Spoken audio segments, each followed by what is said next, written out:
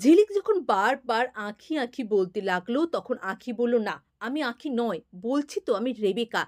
তখন কুহেলিকাও বলল যে, "আপনি ওকে আঁখি কেন বলছেন? ও আমার বোন রেবেকা। ওকে আপনি আঁখি বলবেন না।" ঝিলিক কুহেলিকাকে বলে দিল, "তুমি একদম উল্টোপাল্টা কথা বলবে না। আমরা দুজনে যমজ। আমার নাম ঝিলিক আর ওর নাম আঁখি। ও তোমার বোন রেবেকা হতেই পারে না।" কিন্তু বারবার আঁখি যখন রেবেকা, রেবেকা বলতে লাগলো, তখন ঝিলিক ভাবল, আমারই কি তাহলে কোথাও ভুল হচ্ছে?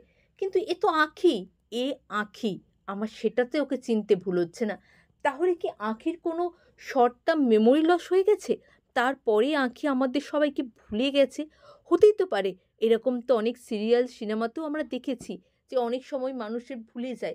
কিন্তু তার জন্য তো মাথায় আঘাত লাগতে হয়। আঁখির মাথায় আঘাত লাগলো কবে? তারপরেই ঝিলিক ওই মুখোশের আড়ালে মানে মুখোশধারী মানুষটাকে দেখতে পারল।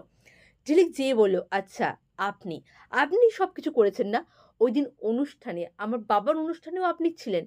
মানে বম্ব ব্লাস্টটা আপনিই করেছিলেন, যাতে আঁখিকে আপনি কিডন্যাপ করতে পারেন। বলুন, আপনারা কি করেছেন ওর সাথে? আঁখি যদি এখানে, তাহলে আমার হাসব্যান্ড গৌরব কোথায়?" এবারে গৌরবের জন্য চিন্তা হতে লাগলো ঝিলিকের। ঝিলিক ভাবল, আঁখি তো যাই হোক বেঁচে তো আছে।